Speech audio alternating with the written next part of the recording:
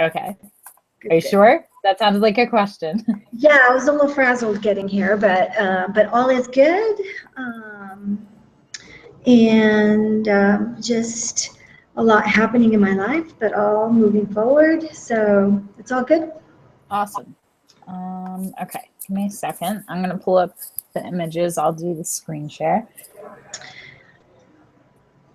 And some of them I'm not looking for, like a deep critique, might just be like a yes or a no, like Okay. just like a. Okay.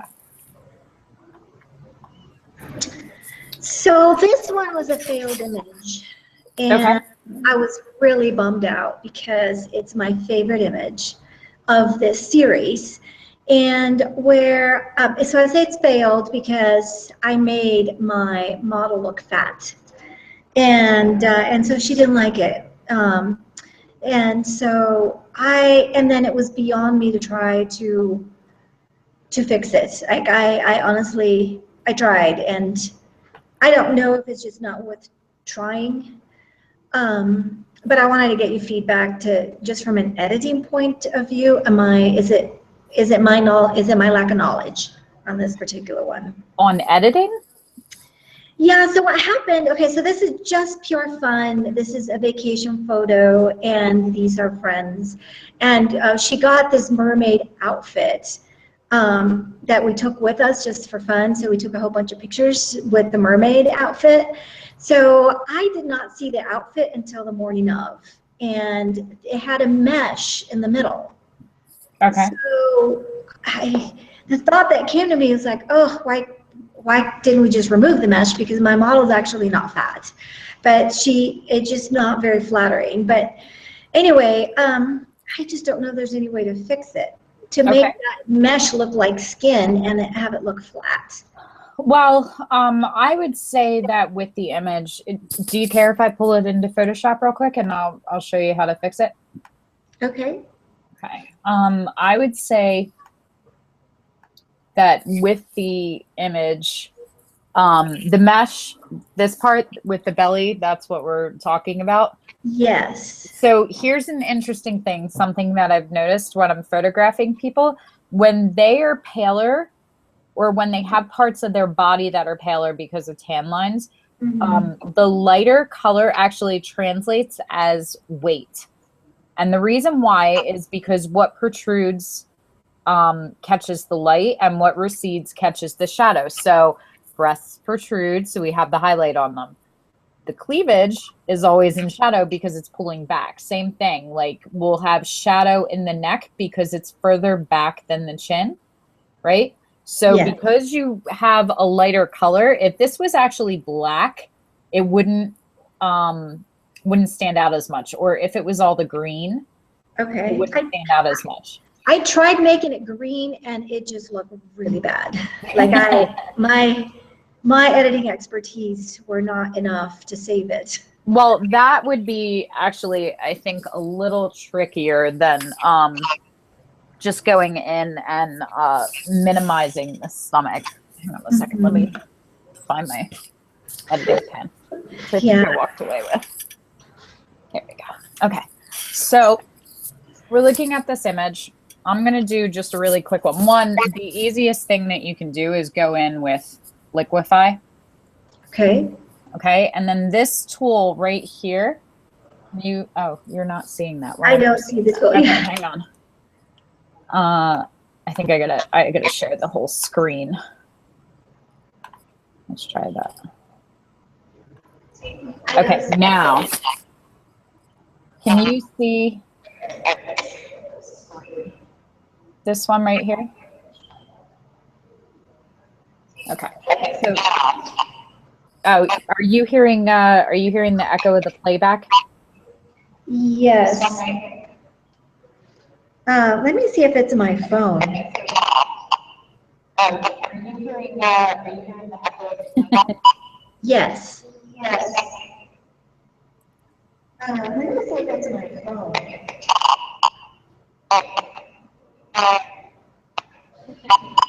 Yes.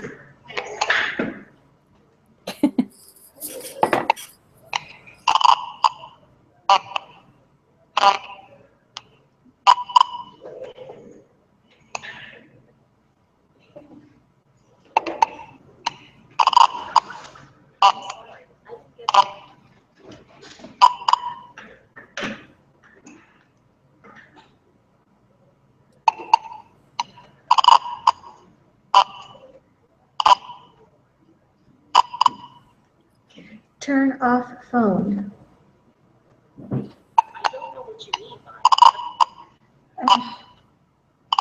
Are you on an iPhone or an Android?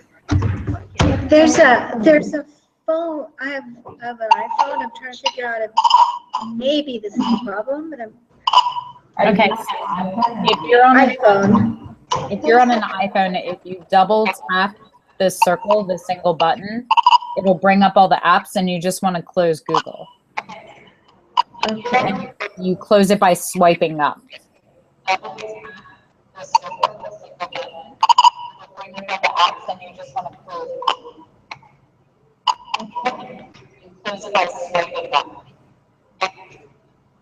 If it's not on your phone, then chances are it's on another tab in your computer.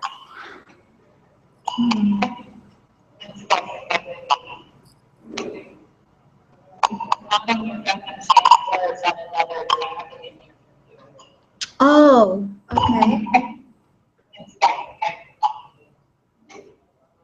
So you probably just have the event page. It's probably another tab. Oh.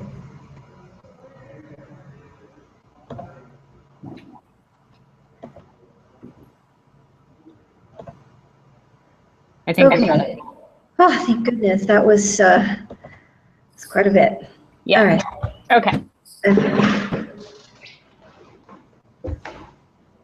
Are we all fixed? I think so. Okay. So when you go in, do you use Liquify now? Have you gotten into that? I've used Warp. Okay. So Warp is a little different. Let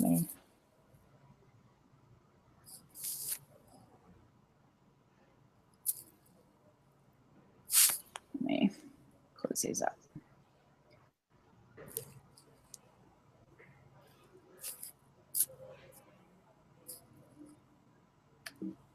All right, well, now it's not letting me do it. Hang on. Okay, so Warp is a little bit different because Warp can actually take different touch points and pull them from each other. But what we're going to do is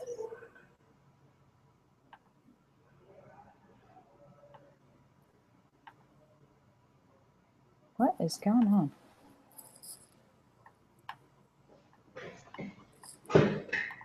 Boy, technical difficulties everywhere. Hang on. Okay.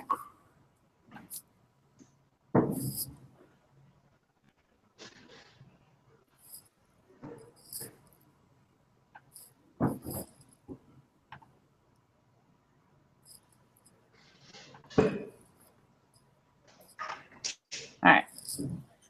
One more time. Okay. All right, so I'm going to pull the image over into Photoshop.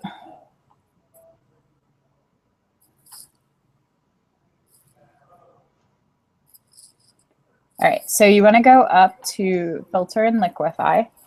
And then on the side, you have all these different icons over here. And what you're looking for is this one, which is the pucker tool. And basically what that's going to do is it's going to pull everything in towards the center of it.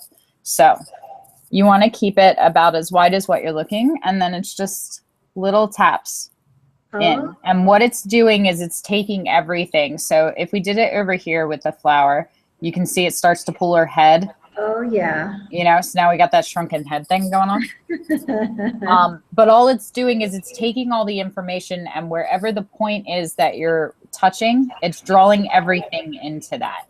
Oh, this is brilliant. Right? Now, on the same regard, the next tool that you have directly below it is the bloat tool. And the job of that is to make everything over. So if we were like, all right, well, I don't like that I look fat because he looks skinny, then we could also fix that by making him look bigger and giving him a nice little beer belly. Oh, he would not like that. Yeah. But you get the idea. So you can play with these in a variety of ways. So the top one is the push tool. and that's to indent. So with women, if you want to add slenderness, a lot of that comes in at the waistline, and we can kind of see that right here. So if she looks more slender and we got the bad angle, you know, I can give you a bunch of tips on posing, but that isn't going to save this picture for this client. Okay. So you have this little indent right here, and you're going to take it and just kind of pull it up just a little bit. Oh, this is fabulous. Right? Then you want to do the same thing. Now, the hard part with liquefy and where everybody messes it up is they don't pay attention to anything except for what they're trying to move. So right now we're trying to make the waistline smaller. So if we were trying to go really extreme with it and make her super skinny, now she starts to look bloated. And even if we weren't concerned about the fact that she's not proportional right now, the problem is that because we pulled down on this, look at how much we widened out her arm, and look at how misshapen her breast looks on the other hand because of it. Okay, so you got to be really careful with how much you're doing it. So easier to pull on this side and pull it up because you're only moving the sand, which is going to be a lot more forgiving. But if you start to pull this one down, then you have to go up and adjust the size and also pull the arm down so that it matches it, okay?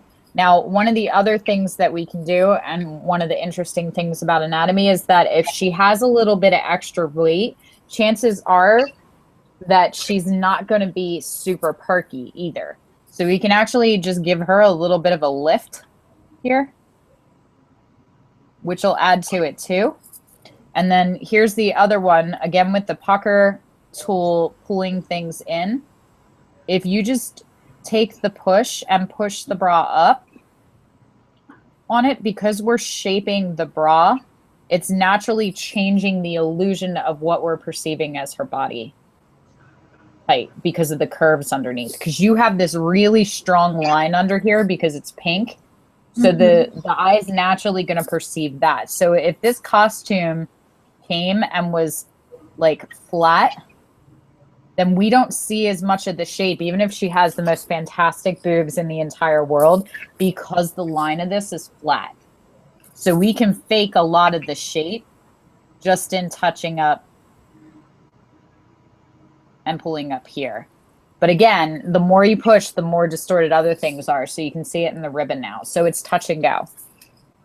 So let me go back a couple of steps since I was warping her all up. Okay, so then there's other things like where I see misshape now is this line here has a really weird kind of curve going on. So we would have to push up here because the line of the body should follow because she's balancing on that arm. So this would have to come up a little bit. And then probably this whole area would have to shift up a little in the anatomy. Okay. And then same thing, if we just shift this up a little. Yeah, I think that was really adding a lot of weight, was the it is. Most of it waist. Most of it is this white part because of the color is adding extra weight. But you can go in and decide, and you know what she looks like and what her actual body size is. So what you don't want to do is you don't want to take a size 14 woman because the bottom line is if she was a size 2, that wouldn't add as much extra weight. It still might not look as flattering, but you can only work with what you got. So we don't want to take out all this size and make her look like a size 2 where it's going to look like she was photoshopped. You know, like you don't want people to look at it and go, oh, wow, they did that Photoshop thing, huh? You still want it to look like her. Basically what you're looking to do is just, oh, I'm on the pucker tool. You just want to shift everything in, and you want to work where there's the least amount of resistance from surrounding things. So working from the bottom up and shifting her up is going to work better because you don't have to worry about distorting the arms by comparison. Because every time you move it, then you're shifting size there. But you could take these in and pull them down. And then the other thing for weight is always under the chin. So a lot of times I'll give them just a little bit of a digital chin lift. And it's not much. It's just enough to pull it up just a little bit. Okay, so Okay. before, after. So we just took like easily 50, 60 pounds off her. So Yeah. that's what I'm talking about though. Like I'm exaggerating it because I want you to see how the tools work. This is too much Yeah. to pull away, but it definitely cures your problem. So if I was going to go in and I was going to edit that, I would go with liquify and I would be a little less generous with it. You want to add this little curve here, and it should start from the elbow down. So if you're pulling it in here, then you're just kind of following it with the rest of the body line up to that, and then it would come out here. And then same thing, I would tilt this one in just a little, and then you got to follow with the top of the arm to keep it from looking distorted. And then you could go in with the pucker tool and just probably 1 or 2 little touches. And as soon as you touch it to the screen, it'll take it a little bit. So it's just, you're just dotting it like pointillism, like dot, dot, dot, dot, dot. Like you're writing ellipsis. It's just touching it, and then that's what moves it. So the longer you hold it, the more drastic it gets. And then I would go in and I would pull her chin up just a little.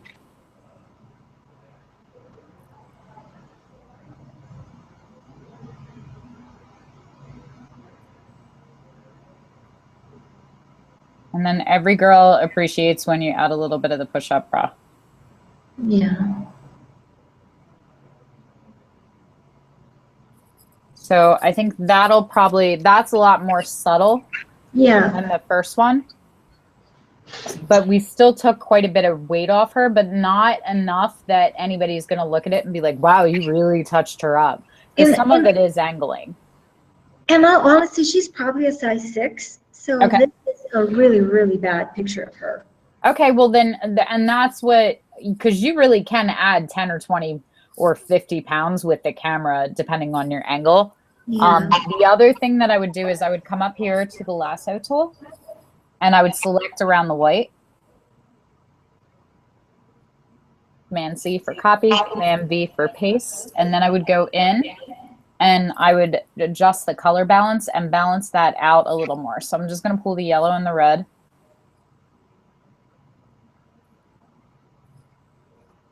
And we're going to match it a little bit closer to her skin color. And then I would go up to brightness and contrast and pull that down a little bit, because that's going to make a really big difference too. And you can do it in a variety of ways. Like the highlights are a little hot, so we could probably go in and even pull the exposure down a little bit, because again, that shadow says that it's receding. Yeah, it was the worst possible time, but it was a busy vacation, so noon. Yeah. Pretty close to noon when we were shooting. So then you can go in and you can cut out the shadow from everything that isn't the belly.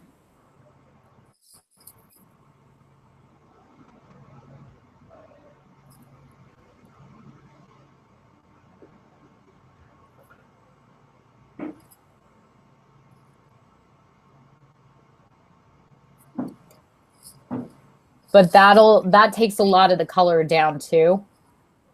And so it doesn't stand out quite as much then either. Yeah. You know? But that's probably the best way that you're going to go about it. So for the next time you shoot it or the next thing you're doing, your biggest problem is your angle right now. Okay. You're standing like right here at like head length with her back far. Mm-hmm. And you need to be over here from this angle. So you would be seeing more of his side, but you would be shooting from the midsection. So you would get length in her torso. Because you're shooting from her head, it's why girls take pictures. So if my torso goes from here to here, if you shoot from the front and it starts to shift, you're compacting that like a accordion. So you're making her as small as you can, which if she's not a size 0, you're instantly going to add weight to her. So if instead of being here where you're shooting from the head up and adding length, if you just move around to the side of her where you're getting all this length and she was laying like that, you would have had this whole length of body on the side. It's just an angle thing. So my general rule is before you move the model, you move yourself. So if I was taking this series, you can start absolutely at the top of her head and be like right here shooting, but work your way 180 degrees around her, or a full 360, and shoot from behind her too. Work all the way around her while you're taking the shot, and then move her into the next pose. That way you have a variety of angles, because it's either moving her or it's moving yourself. So if you're walking around and you're realizing that it's just not working, then you probably have to change her angle and what she's doing. Because sometimes it's such a subtle shift. Like for me, it's collarbones all the time. This is a lot weightier in what you'll perceive my width to be and how much extra weight I carry than if I just pull them forward. Because when people are skinny, you go, oh, you're all bones. So I'm always looking for collarbones and for things that accentuate the line of the neck, you know. So this is a lot more slender than this, you know, and it's little things like the hair, you know. Now you're perceiving the width of my neck to go from here to here, as opposed to if I want to show any kind of slenderness, just pulling that down so you can appreciate the line of the neck makes a total difference in how much you perceive what someone's weight is. Does that make sense? Yes. Okay, let's look at the rest of them. Where are we?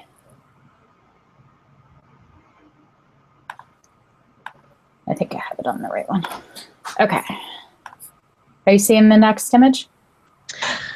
Yes. Okay. All right. Tell me about this one. So this was a sunset, and it got so bright. Anyway, this is one of my favorite pictures. And I would like to see if I could save it. This again is the same gal. And Okay. Anyway, it was a really gray afternoon. We were about to leave, and then we're like, wait, the sunset's coming. So we ran back in and take the pictures, and I just happened to be behind her. So it was totally accidental that I was able to get her. I like this picture a lot better than just a picture of the sunset alone. What I don't like is the complete silhouette. I have tried to do an HDR and then bring in some more color, but it just looks fake. So I'm having a little bit of trouble finding the happy medium on this one. I didn't know if there was anything else that was glaringly annoying about this picture to you.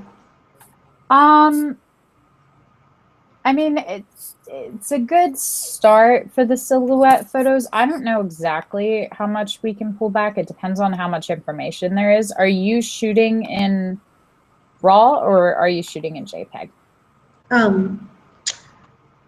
Hopefully RAW, unless I screwed it up. When you open it in Photoshop, are you getting the camera raw option to open it, or?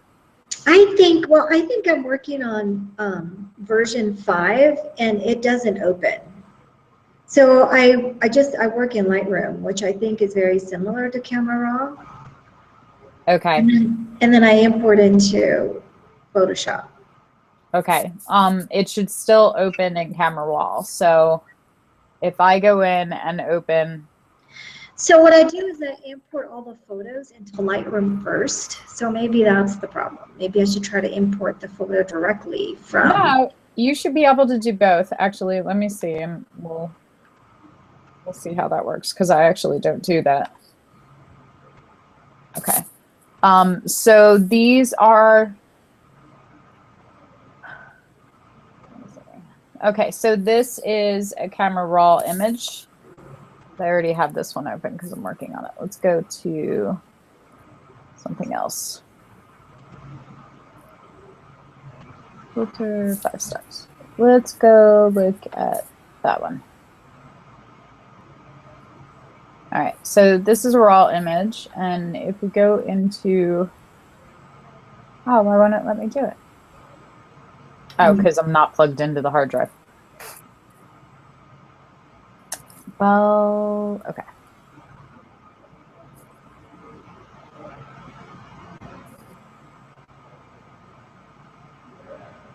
Let's Quite try a structure. it. Interesting. What hard drive do I have plugged in right now? In any case, let me just pull it up from the actual thing. When you go in and you pull it up, you should be able to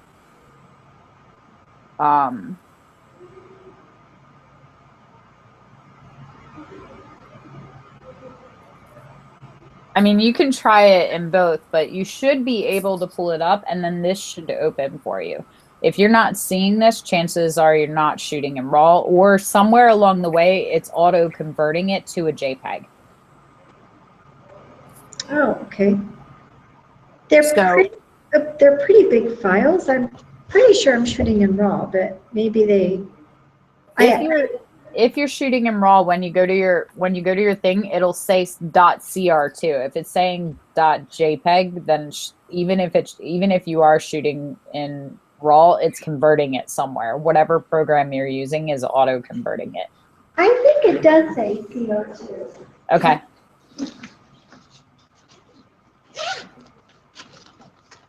Well, it has to say it on the actual files on your computer, not your camera. What are you shooting on? I was shooting on this trip. I still had my Rebel. Okay. It was just a Rebel. So but I remember having not kind of screwed that up before and then finding the setting and just leaving it in RAW to shoot in RAW all the time. Okay, so you shot this pretty dark. So assuming that we are looking at them in JPEG, even going in and pulling up, and I'm not accounting for noise or anything, I'm just looking for the information. Like, yeah, I don't know that you can bring any of it back without it being like super pixelated like that. Like now we can see the structure over here with the buildings and stuff, and you can see what they are, but you have to go really, really high and give up a lot of the integrity of the image even to get it. So it looks like the best that you could probably do would be to pull it up almost 3 full stops in post, and you're getting a lot of noise at that point. But at that point you could go in and you could create a new layer.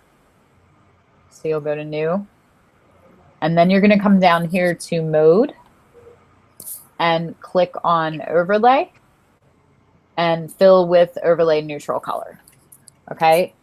And then over here is your dodge and your burn. Are you using these?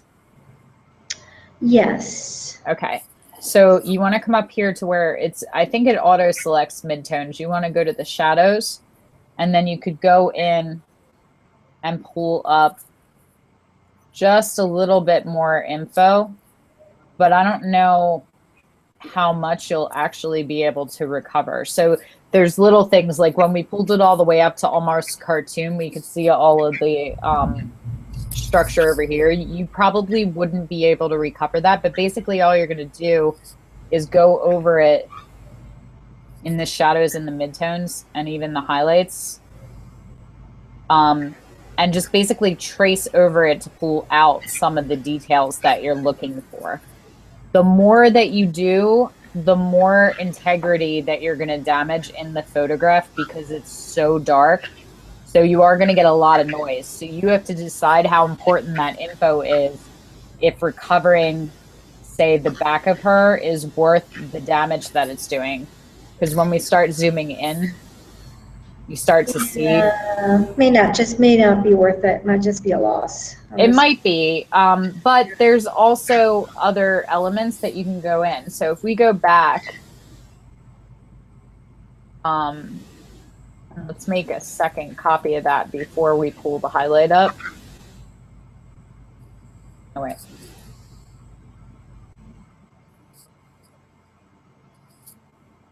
Okay, so that's the original. You could overlay your original one over top of your lighter one. So we like the colors of, say, the clouds in the sky, and we want to keep that. And you can do this with masking too, but you can do it as just a new layer. You could go in with your eraser, I would say probably at about 30, maybe like 36%, and just go in and erase some of the shadows to start getting some of. Oh, this is great. Okay, because I had tried in Lightroom putting in the the little dot and brightening up that area, but then it made the back look like an HDR artifact. Yeah. So this is a lot more refined. So if you keep it, I'm going to keep it at like 60% so you can see it. Yes, like this is almost enough of what I just wanted to see a little bit of her dress, not all of it, Right. just not a complete shadow. So we could just bring a tiny bit back. Yeah, so you want to add it at 100%. And then you would just size the brush to the size of whatever you were recovering. So if we wanted to recover a little bit of the highlight on her legs, and you want to come up here and make sure that your hardness is at 0, so that instead of getting, you can see the difference between a nice soft light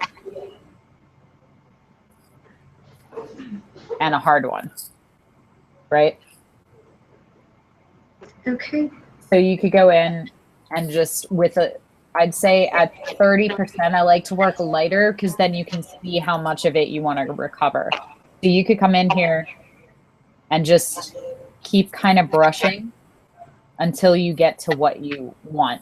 You just have to be careful about these little overlays because those are the giveaways with it. So you can see, like, I caught the edge of her arm here, you know, but you could go in and you could pull that out, and then you could decide the same thing. Like, I really, really want some more of the light over here, and I really want some of this definition. So you can just kind of go in and brush that. When I'm doing it, I do it very, very lightly, and I take my time with it. So if I wanted to pull these back, I would be going the same direction as where I'm trying to pull the light.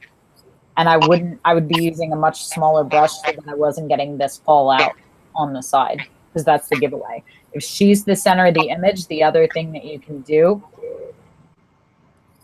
is draw and spotlight her. And you create this sort of natural vignette. So you could come in and just pull up color around her. Does that make sense? Yeah, it does. Okay. As far as this particular image, I think you kind of lost it. Okay. Especially from the professional standpoint. But if it's like you guys are on vacation and having a good time, I wouldn't worry about it. She'll probably still love it. All right, let me see.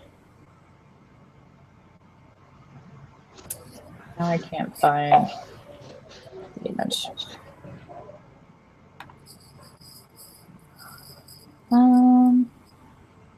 That's Photoshop. Where did it go?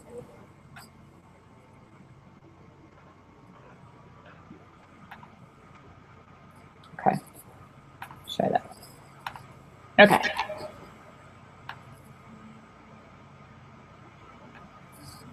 Tell me about this one. So these underwear are hilarious.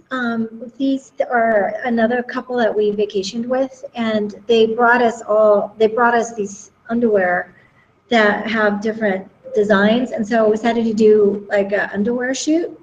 So I kind of wanted to look a little Calvin Kleinish because they were such a cute couple, and I totally screwed up the arm. Her arm is really bad. But other than that, what else could I do? Just posing tips on this. That's kind of what I'm looking for. That would make it better. You think this arm is bad? Bad, yes. I don't know. It's just too straight. It just looks off. Kind of stiff. Her arm doesn't bother me. Oh, okay. I don't think that there's necessarily a problem with that one. If you had her drop this shoulder a little bit, we wouldn't have lost so much of her neck. We would have got a lot more length in her. Oh yeah, I didn't think about that.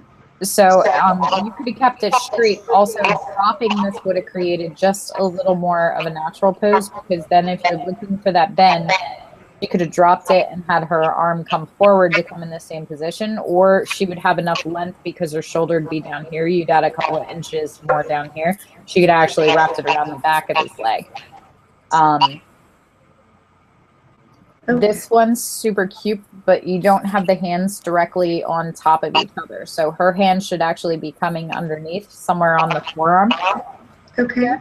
Or his hand over top of hers. I think that's actually where a lot of the weight is. And then with him, it's super cute to have like the heads pressed together, but you want to be careful about his chin, that you have the chin come away from the neck, because in order for him, there's a difference between leaning forward with your forehead and pulling in with your chin. Yeah. So the problem is we have him, and instead of having him lean forward with his head, he went back with his chin, which is why we don't have any neck and we get a little bit of the double chin, because he's going like this. So you actually needed to pull her forehead from here to here so that he had to lean in, so we kept the jawline. Other than that, though, I think it looks good. Okay, fabulous. That was just a cubby hole on the deck.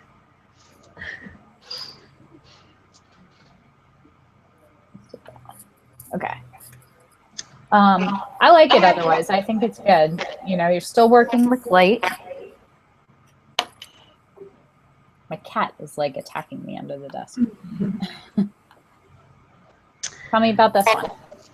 So I just had the Beers and Beards facial hair competition, and this is one of the photos. Okay. And for this, I'm just looking for just like a couple of quick tips on the flash. I was having such a hard time. I'm still new at working with the flash, and it was just kind of chaotic, and a lot of things happened. I was finally able to get the flash up. The event itself. What kind of light are you working with? I had one video light. Okay. From my cowboy studio, and I had one my streak light flash. Okay, is that a strobe off camera or?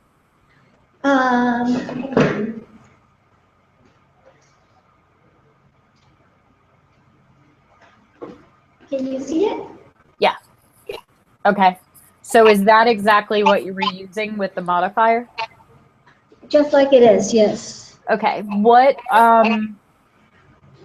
were you going for? What do you feel? What were you having a hard time with? What was happening?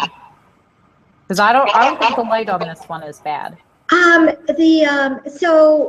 I would like the people would come out all washed out, like all white, and I ended up like trying to reduce the power on it, and then it was like too dark. And then I ended up trying to play with my ISO. I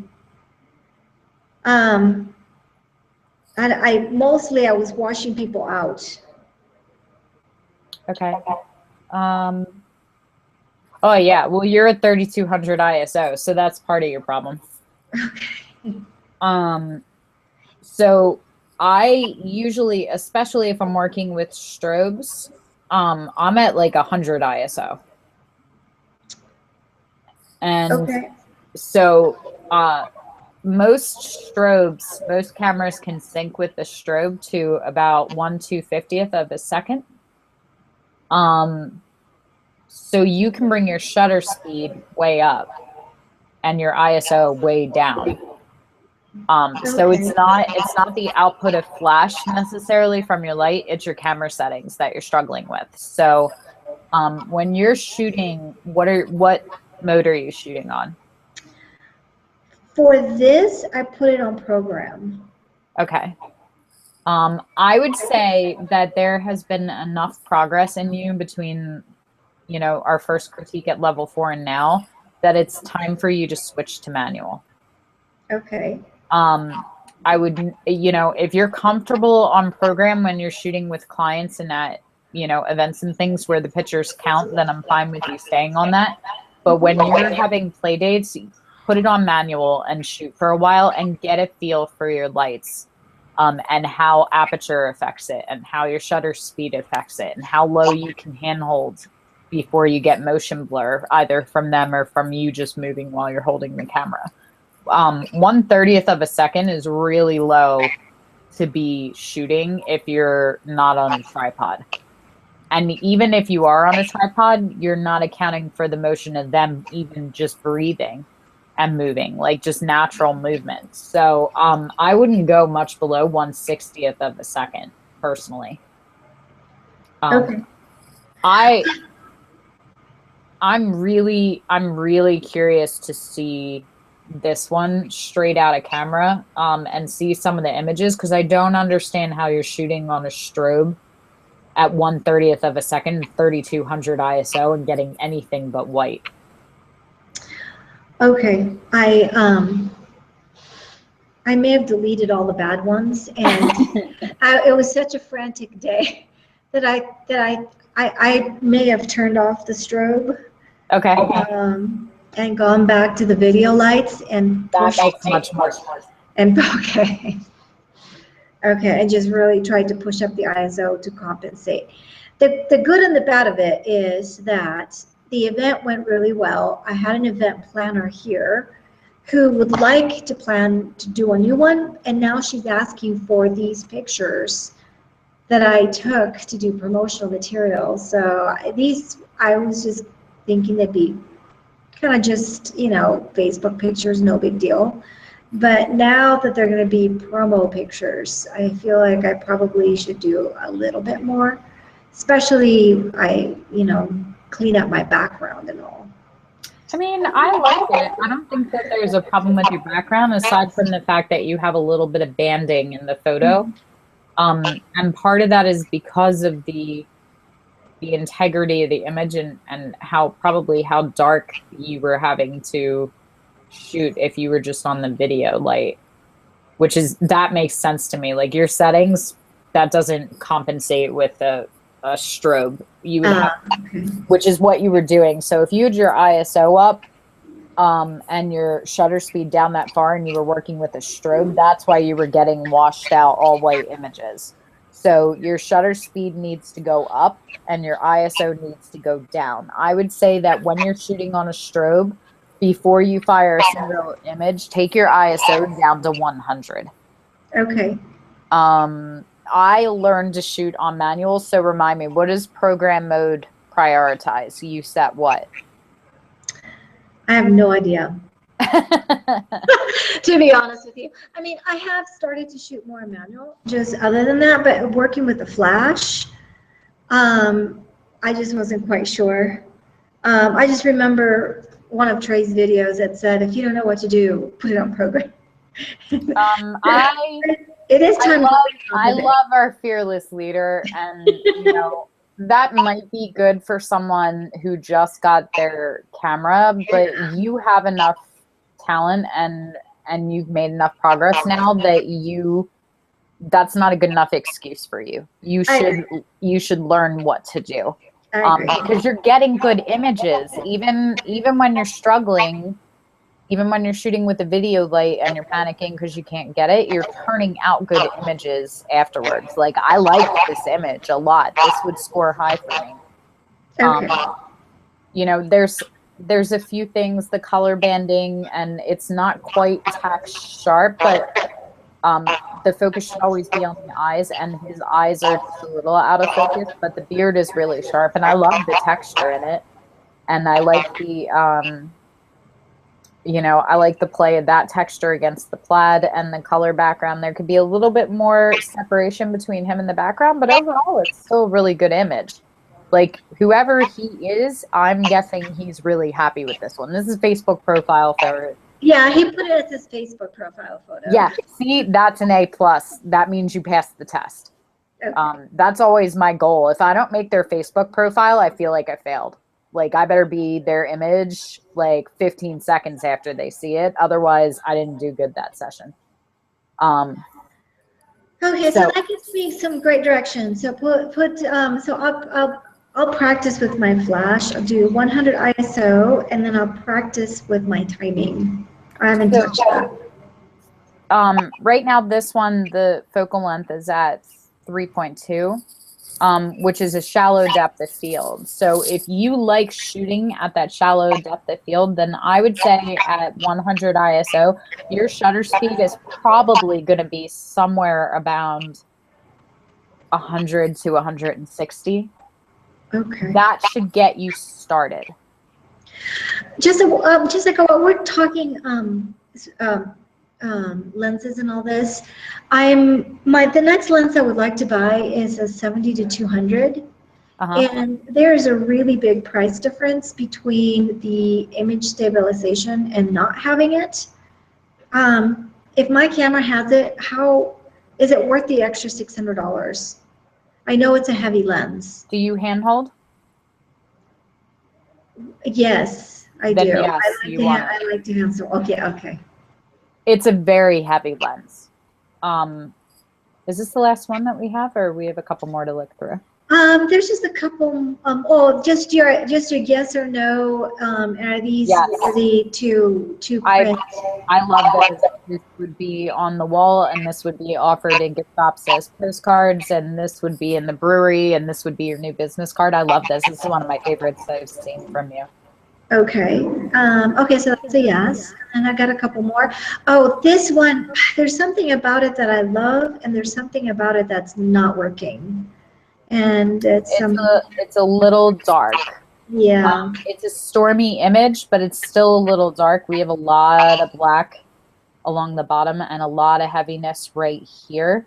And it would seem like the focal point should be the storm. But because it's so dark, your eye's actually drawn over to here. So, and you have a lot of negative space that I don't think is really adding anything to the image. So I would be inclined to actually take this and, oh, well, it auto sizes it, so I can't do that. But I would take it and I would have a skinny one of it. Yeah, I would do it more as like a panorama. Mm-hmm. And I would probably cut it right here. I don't think any of this information up here, it's all pretty much dark cloud. Like there's no good structure. Like here we get all the color difference and the difference in the textures and stuff. This is all the same. And it's really heavy. I would cut it right here. Right across. I think that would make it much stronger. Should I wait to retake this? Do you think it's used, or, I mean, is it worth printing? I mean, I have a lot of them, so I'm not attached. Well, it's a trade-off really, because you have this interesting like storm going on with the clouds coming down to the ground, and that's something that landscape photographers will wait weeks, months, and years for to get that kind of texture. So if that's what you were going for, I mean, I wouldn't get rid of it. I definitely think I would recrop it. Mm-hmm. And I would look at different ones, because actually even with this interesting thing, it might be a stronger picture to just take it and crop it down here too. Like you have a couple of different images working with it that I think have potential, but I think a lot of the salvageability will be with a different crop, just to give you a different perspective. Okay. This is very, very saturated. It is, isn't it? Is it too much? I think so. If I bring down the saturation, it just looks kind of ordinary to me. Like I haven't been able to find a happy medium. I think it's a lot of the time of day that you're shooting too. Mm-hmm. Because the light is somewhere over this way. We're getting a lot of really harsh silhouetted shadows that are coming out that you're trying to compensate for by bringing up the saturation, because it probably is a little bit of a dark, dull image without it. Mm-hmm. But it's it honestly, and I love you, but it's like HDR gone wrong. Like it's Okay. really, really oversaturated. I love the shot, the composition of it. I think it's a beautiful concept, but the colors are not working in this one for me. They're a little too high saturated, and they're so high that you're getting a lot of banding across because they're just punched up too much. You've got beautiful clouds. I love the structure and texture of the mountains and the difference that you're going to get in the trees in this. But I think going back and shooting maybe like an hour or two before sunset. I think this was about, well, maybe it was a little earlier than that. Okay, well, if it is, then I would try it a couple of different times a day. You're West Coast, right? I'm Mountain Time, and so this is the Tetons. It's about a 5-hour drive from my house. Okay. But we'll be there again. Well, I would actually try it the other way too then, because I think maybe if this is later in the day and this is where the sun is, then it means that earlier in the day it's going to be over here and probably behind you. I would go out and shoot it like an hour or two after sunrise then. Okay.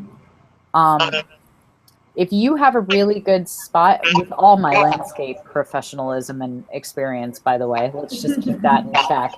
But if you have a really good spot that you know is the shot, because I do like the composition of it, and you were just learning, I would say go and spend a day and shoot it at a bunch of different hours and just see the way the light changes it. Okay. This one I love.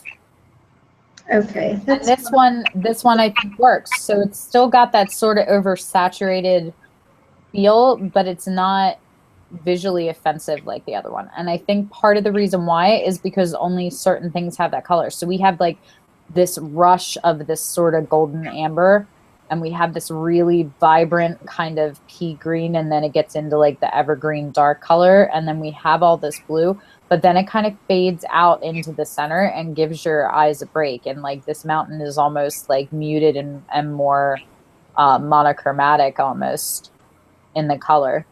So it's a good blend of both. Same thing, like the road is more of a muted kind of tone. So you have a good balance going all over the image between like these sort of more muted tones into the heavy saturation and then back in, and I think it works. And I think the light play from the clouds on the hill and the mountain here is beautiful. All okay, right. perfect. So what sizes would you recommend that I print? I think functionality comes into play, so it depends on what you want to use them for. If they're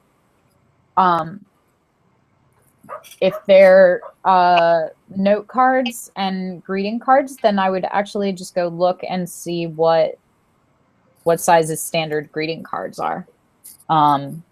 As far as doing that, and postcards, I think are 3.5 by 5.5.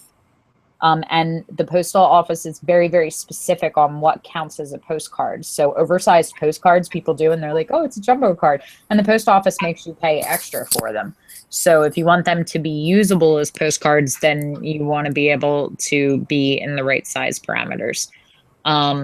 As far as little prints, if you were going to do a series of them, I think that they would work well as postcards, as like fine art greeting cards. And if you were going to do a collection of prints, I would say like a box of 4x6s or 5x7s. Oh, yeah. And then you could have them like around here a couple of years ago. Like right after I got out of college, they started doing artist trading cards, and they were like the size of baseball cards, and they would be by a specific artist, and you could collect their whole works. So all the indie kids that were too cool to collect sports cards were collecting artist cards and trading back and forth. And they were little, so they were like a little bit bigger than like business card size. So there's a lot of different things that you could do with it. But I mean, if you're thinking of working into the local gift shops and more like novelty stores, then I would be looking at other items too. Like You know, people go to buy strange things like keychains and coffee mugs and stuff like that. That's what they bring home. Like every time I go to a city I haven't been in, I go in one of the stores and buy something for each of the kids. And sometimes it's just something super small and chintzy. Necklace medallions. My mom has one that's like smaller than a business card that has Van Gogh's Starry Night in it. And she wears it as a necklace when she goes out. And it's this big gaudy thing, but she loves it. You know, so little things like that. I would just go in to a couple of your favorite gift stores or souvenir shops and look at what speaks to you. What would you pick up as a potential to buy, and who would you buy it for? And that'll start to give you a list of things that you can be considering for selling the prints in. Do you know where I fell in love? What gift shop really, really speaks to me? And who knows? Maybe they'll tell me. But the MoMA in New York. Yeah. That their products with arts are just spectacular. Beautiful, beautiful scarves and high ends, and their shirts, but they're not regular T-shirts. They're really, I don't know, they're really beautiful. Yeah. So maybe I'll go online and make a call, see if their buyer would be willing to disclose who they're, you know, where they get the things made. Well, if they don't, the easiest way to figure that out is to go buy one, because all the information is on the tags. Okay. You know, I do that all the time. Okay. Half of my art purchases are research. As far as lenses, why do you want the 70 to 200? Because I like the how you create the depth of field. Just I really like the you know, the fuzzy background. And you can do that with the lenses you have now. That's done with aperture. Mm-hmm. Okay. What are you planning on shooting with it? People and landscapes. Okay, so the 70 to 200 is not a portrait lens. Okay. It's not. It's a long distance lens. So, you know, the shots from the mountains, that kind of stuff, that's fine. But if you were shooting people, like you might have been able to use it for the one of the silhouette of the girl on the dock kind of thing. Mm-hmm. That's where you're using it. You can't shoot close up because you can't get far enough away from them to get them in focus. And then you'll be wondering why you can't focus on it. So it's like, it's not even like across the room kind of thing. Like somebody standing against your back wall right now is probably the closest that you could get to someone. So it's really meant, it's, you know, it's a long distance lens. That's what it's used for primarily. What lenses do you have right now? Well, so I have, gosh, I don't know. That's okay. Sometimes I gotta go on my. I think, shucks. I have a lens that I actually do like for my Rebel, but it doesn't fit the other one. It's one that would be sort of under that, and I'm sorry, I've completely forgotten now. But it does have a good range. Do I want to say the range is somewhere like 20, and then might even go up to like 200, but it's on a crop sensor, so it's not the same, and it's maybe this big. Well, your camera, you're still shooting on the Rebel, right? I got a Canon 60. Okay. Which is replacing the Mark II. Okay. The Mark II you're not making anymore, so it's yeah. So that's what I got. Okay. But but I need to get lenses for it, and I ended up having one that was given to me that works, but it's a 40 millimeter, which I think is a macro lens. Your lenses, if you had a Canon Rebel, as long as the lenses fit Canon, they should fit all of Canon. They don't. They do not fit. The Canon lens won't even mount on my 6D. That's very strange and unexpected, because all of my lenses that I've had have worked on every single camera I've had. And I started with the low end models too before I moved up to like 5D2, and like they're all interchangeable. Yeah, So, it doesn't. I looked it up and it said, yeah, it said that if you buy a lens that will fit the full sensor, it will fit, it's like backward compatible. But okay. if it's the lens that just fits the crop sensor cameras, then it won't go the other direction. It literally won't fit. I even had my husband help me with it. He's very techy and no Okay. cigars. No, I guess that does make sense because all of my lenses were probably Sigma sponsored me and sent me all the good ones. So that's Mm. probably why they worked on both then. I didn't know that. That's good to know. See, you're teaching me. Yeah. Um, I would say for portraits, I would look at the 85. Okay. You can get an 85 2.8, and 85 at 2.8 if you keep the aperture. And part of this again is because you're not shooting in manual. So Mhm. you have to have control over all the settings. So your aperture is what's controlling the depth of field and the focus. So if you're looking for that blurred out background at like f8, pretty much everything's in focus. Okay. So you'll get just a little bit of blur. At f16, everything in the shot is in focus. F16 and above, everything's in focus. So the smaller the aperture, the smaller the depth of field. So like I have the 35 1.4. If I shoot with that and I focus on your eyelashes are in focus and your nose is not. So I would say 2.8 is plenty to be able to blur out the background. And that's what the 70 to 200 is. Like my 70 to 200, the nice thing about the 70 to 200 is it's fixed aperture. So my other lenses that I had, when I would zoom in to get closer, the aperture would automatically go up because you were lengthening the distance. Because the way the lens work is there's the glass here and here. And so when you're zooming, what you're doing is you're actually separating the glass and the magnifiers closer and further from each other. So as it goes out and stretches further, the light has to travel further to get from the front of the lens in. So when you have a zoom lens that you zoom and it gets longer, you're taking it further away from the camera sensor, which means it takes longer for the light to get into it. So it needs a higher ISO or a lower shutter speed or aperture in order to compensate for the light loss.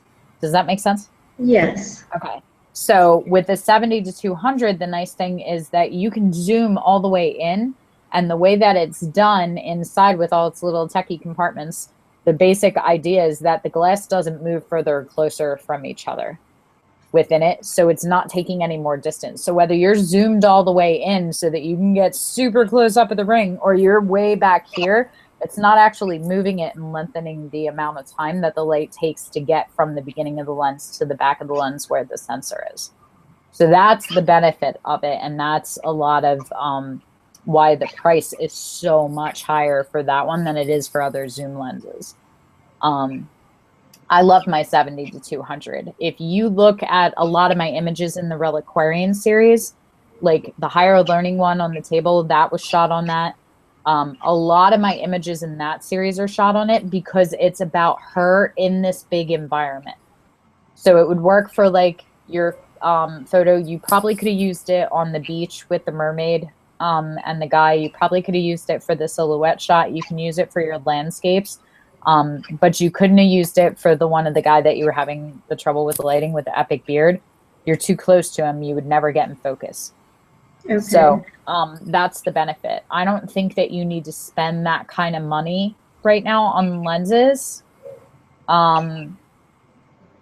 for that one specifically if you're looking for portraits, because you can get the ISO that or the aperture that you're looking for the depth of field in a lot of good lenses. I would say if you want to stock your bag, my portrait bag is the 85 2.8, the 35 1.4. I do have my 70 to 200 for when I'm doing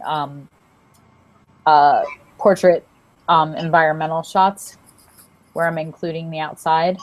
And I think I have the 24 what is it? The 24-70? Yes, the 24 to 70. That's the other one that was on my radar list. Yeah. So I like all of those. That's my bag. And I just got the new macro to play with that, but I would never use that for portraits. So I would say my baby is the 85. I use that every single portrait session that I do. So if you're looking to use it primarily for portraits, I would say the 85 would be your next lens that you're looking at.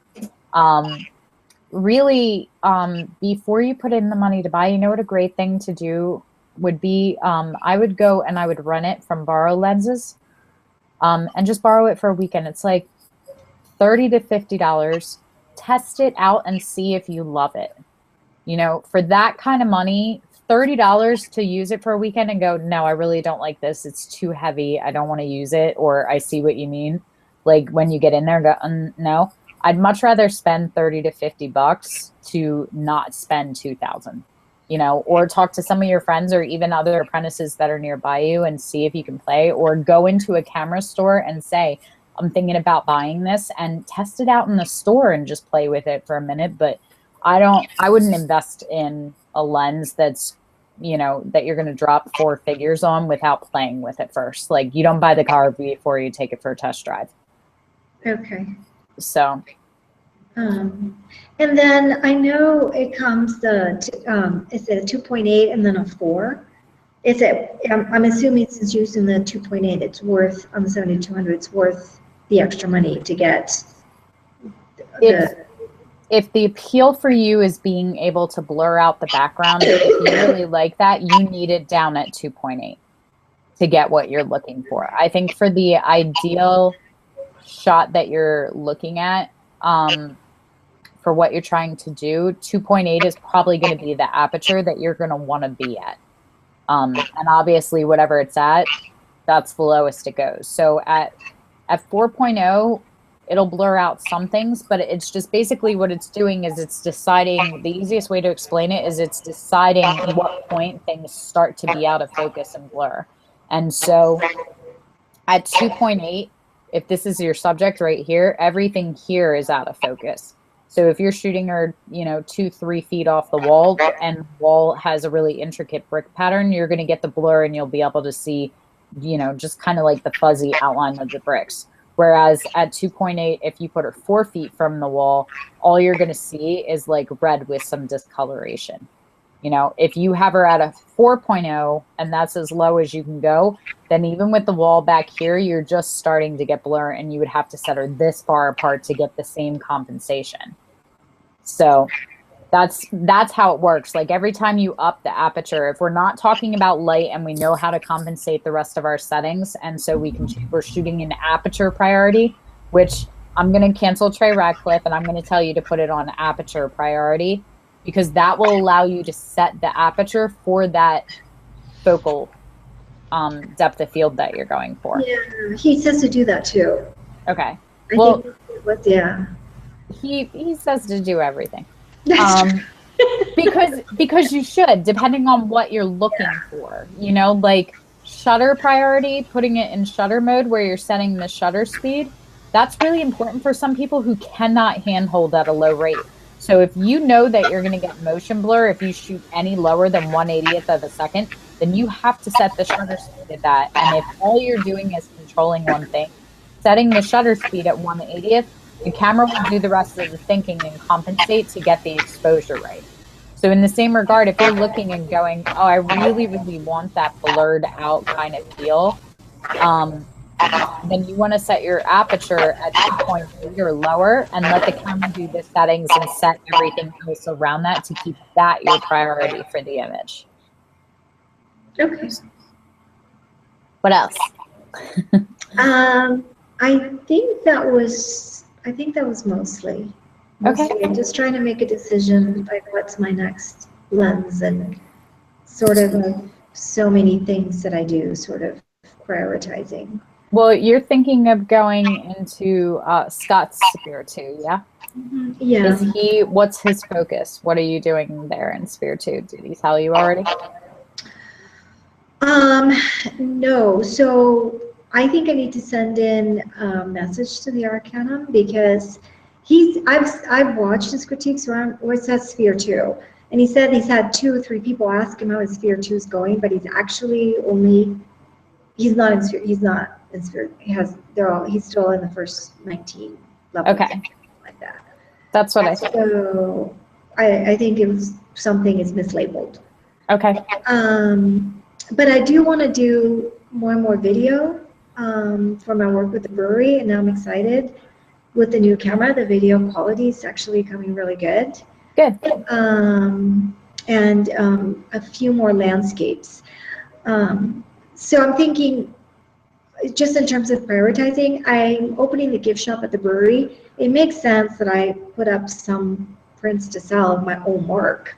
Yes. So I'm thinking that in terms of making money, that's first order of business. So I need to get better at editing the landscapes and then expanding that menu. I also got our brewery accepted as a stop on the Salt Lake City's gallery stroll. So I could do my own show at here.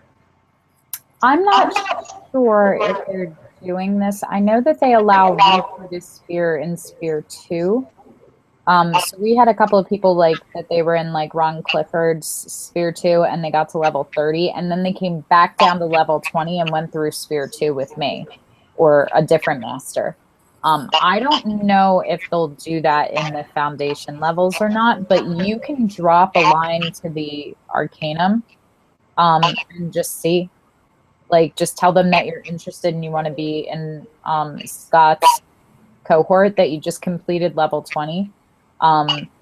Honestly, a lot of the levels would be repeat levels, but if you're going to focus on landscapes and grow, it might not be a bad thing for you. You got a lot out of the first 2 spheres. I saw more growth in you than I think I saw in anybody else in the foundation cohort from start to finish, like leaps and bounds. So it seems like this layout is really working for you as an education thing. So if you think that Scott can help pull you further in what you're looking to focus on and the Arcanum will okay it, which I don't see why they wouldn't. You know, I would ask them to just drop you in and talk to Scott. Even if they keep you at level 20, they might be able to drop you in and you might just be able to be in his cohort because you're still, technically, you're still in the foundation sphere until we move you over. So, you know, we might be able to like fudge the system a little bit because you and I are bad about making sure that we have you at the right level too. So he might be able to just keep you in this system at level 17 or 18 where you are, and you can go through and do the assignments with him until you catch back up to level 17 with however he has his level set. You know, he'll still get paid the monthly fee with you. You just won't elevate in the system, which really is like a formality anyway. Yeah. But I'm sure if you talk to him and if we talk to the Arcanum, we'll find some way to move you in because that's a totally different genre. You would benefit from going back through, I think, at the foundation and basically doing everything you were doing here, but specifically with landscape as the focus. And then, you know, who knows, like they open new Sphere 2s all the time based on how many apprentices are in the Sphere 2 waiting room. Because they don't want to have like 20 apprentices in Sphere 2 and then put in 20 masters and then everybody ends up with 2 apprentices in their cohort. You know what I mean? Mm-hmm. So he might get his Sphere 2 next week or in 6 months. It just depends on where he is on the list and how many people are asking for him. But then you could go back through with him and you could decide if you want to continue with him into Sphere 2 then, or if you want to study under someone else, or if you want to come back and talk business or whatever. But do they let you do 2 spheres at once? I don't know if they'll let, well, I don't know. I don't know if their system allows them to charge for 2 separate masters. Like, because you're in the cohort. I don't know. No, you know what? I bet you could probably go in and create another account because it's connected to your Google profile. So again, you could probably fake out the system. If you went in and created a new G+ profile as a second account, and put it in the Arcanum, that account would go in and it would just get, that account would get billed and your current account would get billed. I bet you could fake it. You could like infiltrate it.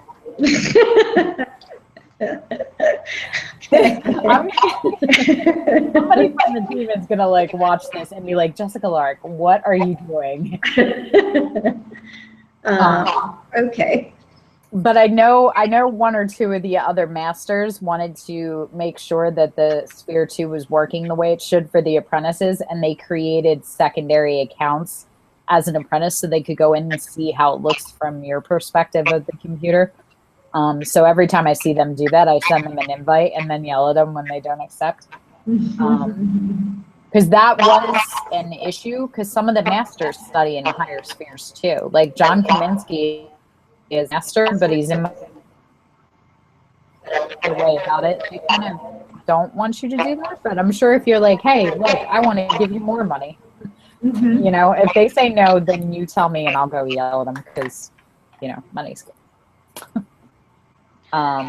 Okay, so I'll ask them, so let me send a message and I can copy you so that you don't see how they want to handle that if they, in terms of leveling me up. Okay.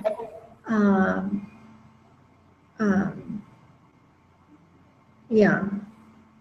Yeah, I would message them and just ask them if they can reset you. If you know that you want to go to Scott, ask them if they can reset your account back to 0, or if you can just stay at your current level but go back through 0 through 20 with them.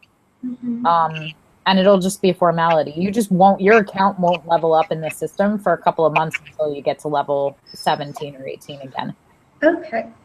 And then I would love to come back. I actually no. No, if you leave me for him, we're done. No, it's fine. Yeah, so check this out. I actually was introduced to this woman who's a sensuality coach. Nice. She's a hoot. So she used to be like a Mormon, and then she like went through this like reconnecting with herself and learning how to love herself and all these things. And now she works full-time as a sensuality coach. And she had wanted to see if we could work together in terms of photography. I love it. And so I haven't done any boudoir or anything yet, but that might be in my future.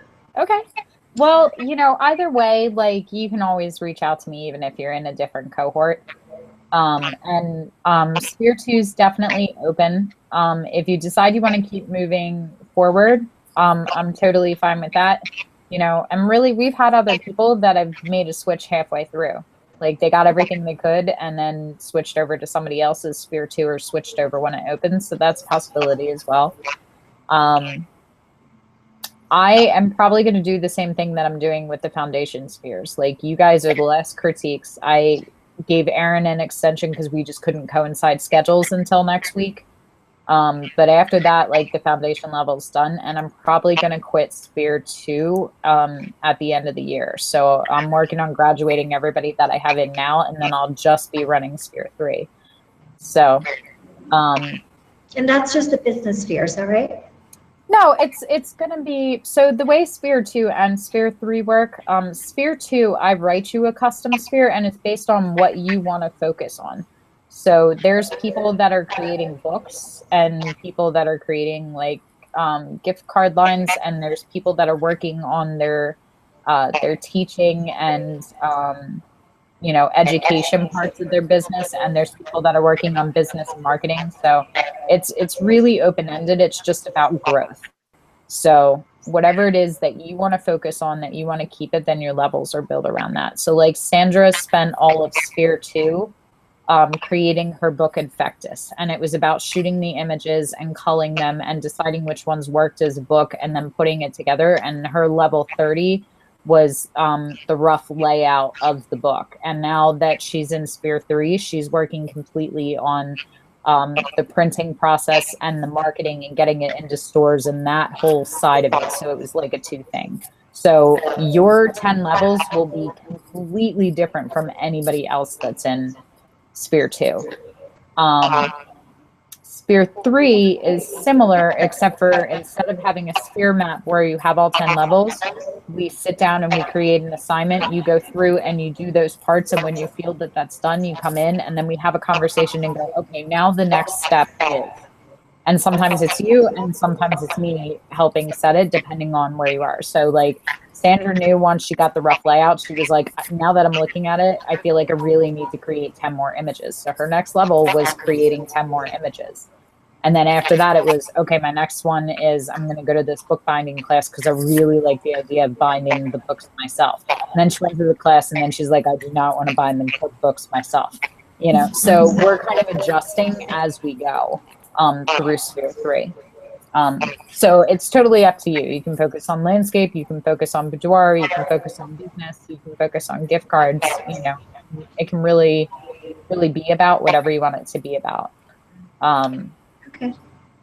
So food for thought. I don't know. I don't have any info. I don't know if Scott does either on when his Sphere 2 will be open. So, you know, but I don't think that you wouldn't benefit from going back through, especially because you tend to bring both images. Like your last couple of critiques have kind of been both, and I've been seeing a lot of landscape work and a lot of portrait work from you. So you're still kind of dabbling in a couple of different things. It'd be good for you to go through with someone that is their specialty, because what I know is minimal. Mm-hmm. So it's about whatever works. Perfect. Well, thank you so much. It's been awesome. Good. I'm really, really, really proud of you. You're one of the, when we talk about the Arcanum, you're one of the ones that I bring up and go like, yeah, how good she's doing. Oh, thank you. Okay, well, drop a line to the Arcanum. Let me know what you decide. CC me in it, or just drop me a line in chat or whatever and be like, hey, this is what I decided to do, and then we'll go from there. And if you need to be leveled up, I'll do that. And if not, then if Scott wants to bring you into his cohort and you figure out a way around that, probably the easiest thing for you to do is going to be to just withdraw from my cohort, and then he can send you a link that'll drop you right into his. Okay. Sounds all right. great. Thanks. Call me if you need anything. I'll talk to you Okay. soon. Okay. Perfect. Bye. Bye.